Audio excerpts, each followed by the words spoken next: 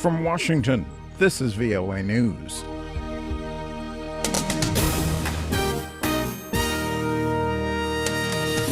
Day 2 of a lockdown in Freetown, Sierra Leone to fight Ebola. The U.S. releases Pakistan detainees. I'm Vincent Bruce reporting from Washington.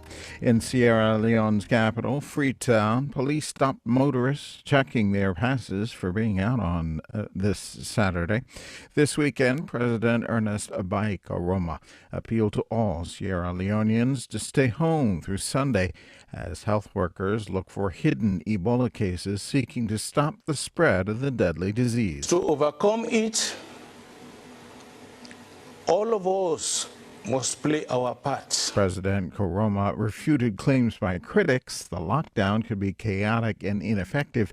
The regional anti-Ebola effort has been hampered by widespread fears and misinformation about the disease. In Nigeria, dozens of people reportedly have been killed as Boko Haram militant group members stormed a market in the northeastern town of Mainok. Security sources told Reuters news service that at least 23 civilians were among the dead, while the rest were militants. Boko Haram has killed thousands in the past 5 years. It's trying to establish an Islamic state in northeastern Nigeria. The United States reportedly has released 14 Pakistani detainees. According to Pakistan Foreign Ministry spokeswoman Tasneem Aslam in Islamabad, the transfer from Bagram military prison in Afghanistan to Pakistan took place on Saturday. The Lahore-based legal aid organization, Justice Project Pakistan, that represents the families of the Bagram detainees, says the U.S. military has released a total of 39 Pakistanis, including Saturday's batch, from custody in the past 10 months. The names of these former detainees have not been released. This is VOA News.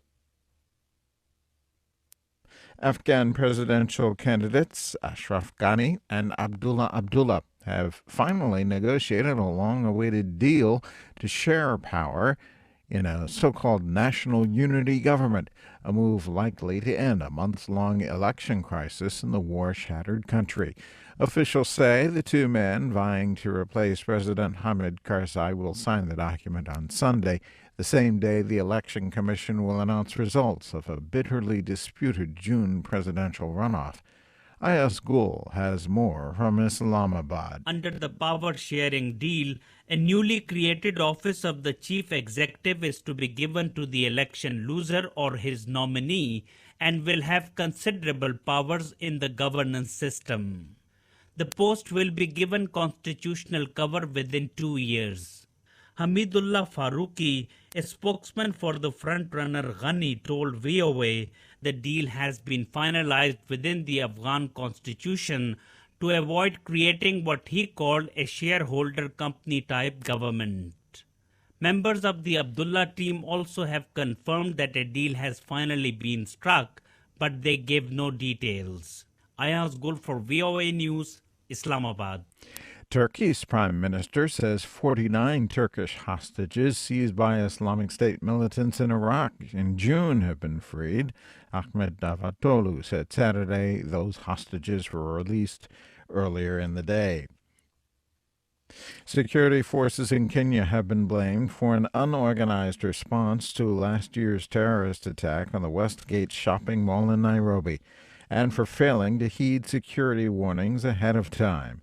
A year after that deadly siege, security experts say nothing has changed. For VOA, Mohammed Yusuf reports from Nairobi. Security analyst Andrew Franklin tells VOA nothing has changed. The introduction of the Kenya Defense Forces domestically again and again since Westgate to no seeming effect. The fact that Lamu County is under curfew, I would suggest that these signs all indicate nothing has changed since what we saw at Westgate. Kenyan police spokesman Masood Mwinyi agrees some mistakes were made, but says now they are working hard on how to improve. Mohammed Yusuf for VOA News, Nairobi. A United Nations envoy says Yemen's government has reached an agreement to end fighting with Shiite Houthi rebels that has intensified in recent days. Jamal Ben Omar, the special advisor to the UN Secretary General on Yemen, said Saturday that the deal will, quote, lay the foundation for a national partnership and for security and stability, unquote.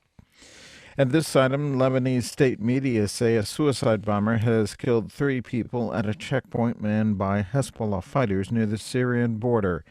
The national news agency reports the bomber detonated his explosive-packed vehicle on Saturday. No one has yet claimed responsibility for the bombing.